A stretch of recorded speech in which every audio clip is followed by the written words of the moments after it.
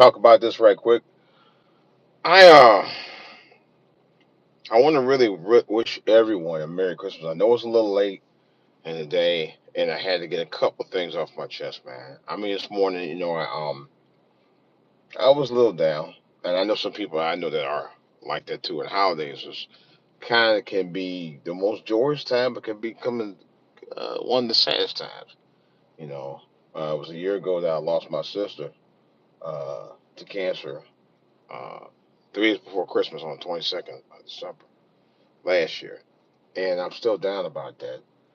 I mean, I still have joy in my heart, but sometimes when it comes to things of families losing a loved one, you still want to have that loss of family, and you're gonna have that loss of things that was good about you and your family. You know, and I still feel a little bit of hurt about that. You know, oh, I gotta watch this, and I'm gonna always feel that way.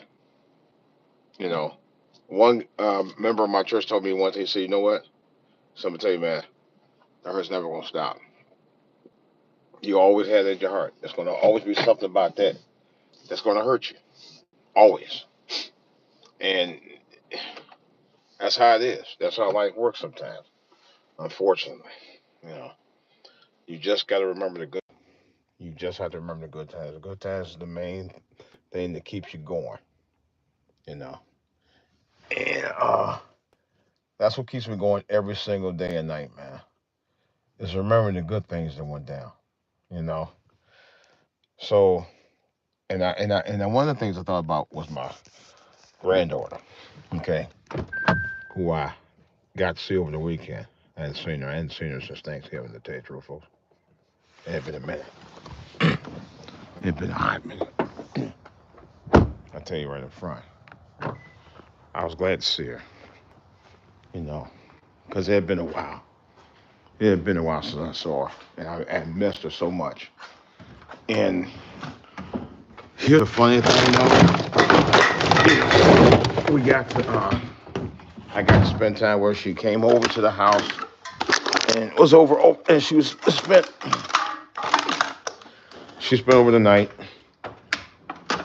over the weekend at the house, and she really clings on to me, not because she's clingy. I know she after all she is a baby. Babies tend to do that anyway. But it was just a joy to see her. It really was. It was a joy to see her smile, light up.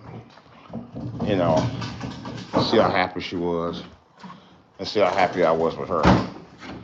You know, oh, I'll put this in my pocket here.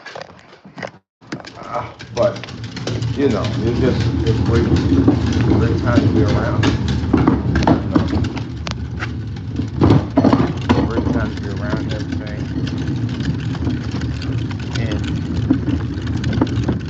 I have a new appreciation why grandparents are really into their grandchildren. Probably more now than ever because the grandchildren are the future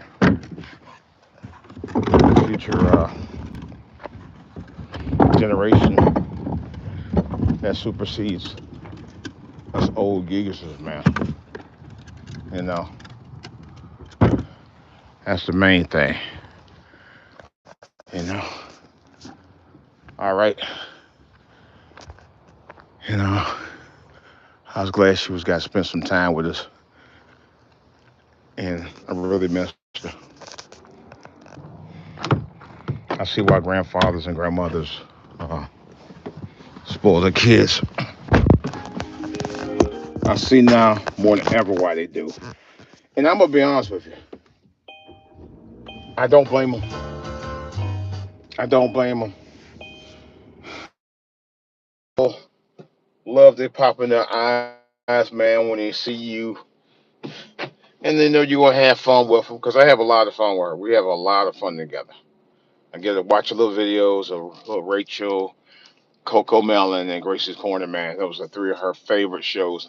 I even got her hooked on uh Teletubbies. I really thought that my son didn't grow up watch Teletubbies. He was a little older, so he was already a little bit too old to watch Teletubbies at the time. I thought he was. Oh good lord, these cars, the new cars, I swear. Oh shit, I mean to tap that. Anyway,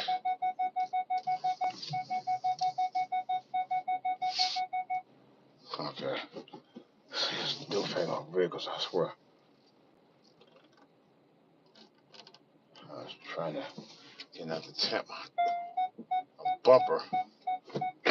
I hope I can close it. And then when I close on my daggone door, let's see what happens. Will I make it? Ooh, just made it. Just made it. All right. Well, anyway, but I just wanted to wish you guys a Merry Christmas, and I want to say this to grandparents, especially guys, the new grandparents and some of the older grandparents. Um, hug your grandkids, man. Your grandkids are your legacy, you know, and for some of us, we'll have more time than others, and to be honest, in some cases that's a reality, and I just want to be able to, you know, spend as much time as I can with her, man, because she's such a sweet, sweet baby. She really is. I mean, she's uh, she's very much an inspiration to me. And my son sent me a card this morning, and the card has such heart to it, and I just cried, man. I ain't gonna lie. You know, I think for me personally, the family that I have right now, my nucleus family, that includes my wife and my kids and my grandkids now, is not the family that I lived with 21 years I grew up at home. And I understand and accept that, but man, it's like a fresh air that you never had before. And it's refreshing that you're able to have that bond with a family that is more cohesive than the family you ever known, the 21, the some odd years that you grew up as a child yourself, you know. Because I always wanted that. I wanted to have cohesiveness and love and togetherness and peace. Not drama, not strife, not arguing, not fussing, not bitching, not moaning. I do not want that. And it's the one thing I'm glad that I don't deal with in mine. There's no reason to. We don't have that. You know, we do believe in religion. We do believe in a higher power, and I think us praying as often as we do, trying to focus on family, and keeping it together, is what makes it all worthwhile. Um, but like I said, get back to the grandparents. I can understand why grandparents hold on so dear to the grandkids because the grandkids are special. Grandkids are special. The legacy that continues on from you, and I can honestly say she's gonna make me very proud. She's gonna be when she gets older. She's gonna be she's gonna make us very proud because she's already intelligent. People are always saying, man, she gets around for her age and even a very young age. And I mean, when I say get around with her, she got a lot of energy. You know, she runs around. You know, walk around a lot. Like yesterday was Sunday school, she was walking around. She kept walking around pew like several times. I'm like, she just kept going, kept stopping, talking to people. Babies are. Especially when they get to a point where at a certain age when they can walk and all that. She has a bundle of energy, but she also knows her family. I mean, she called me Papa outright for the first time ever, and it just made me melt. It literally made me melt. And when she said goodbye. I was like, oh my God.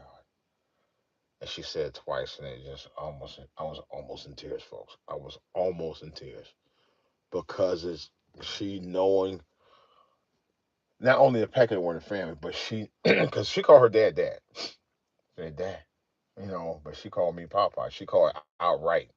She said it clear. I mean, she barely heard what she was like. She just said, Papa, you know. And I said, oh my God. This is why you cherish your babies, man. You nurture them, you love them, and you make sure that they keep growing into their legacy the right way. Not with all this drama, a life full of drama with mamas, mamas out here with no fathers and all that, man. It's just the wrong way to go. We're doing it all wrong, folks. We got to do it the right way. The right way is to get to know somebody before you get to that point of even thinking about having kids. Get your life, like what Tamar you say all the time, Tamar, right? And I give her credit for that. Get your life right. That one thing she said that was always true. Get your life right. You know, I couldn't agree more. We have to, folks. We have to, as individuals and as folks, gotta get our life right before we start doing all this crazy stuff. You know, people doing ass backwards. You go out there and have kids, then you want to go have a job, then you want to have a career, then you want to get married, then you want to meet the right man. You know, it's crazy. Get your life right, folks. Really, seriously. That's why a lot of these kids out here struggling because they don't have the guidance that they're supposed to have because too many of us out here wanting to go out here and BS and partying all the time, and when they go out there and get somebody pregnant, all of a sudden, oh, I gotta play catch up. They're never prepared. You're supposed to be prepared before you get prepared. You know,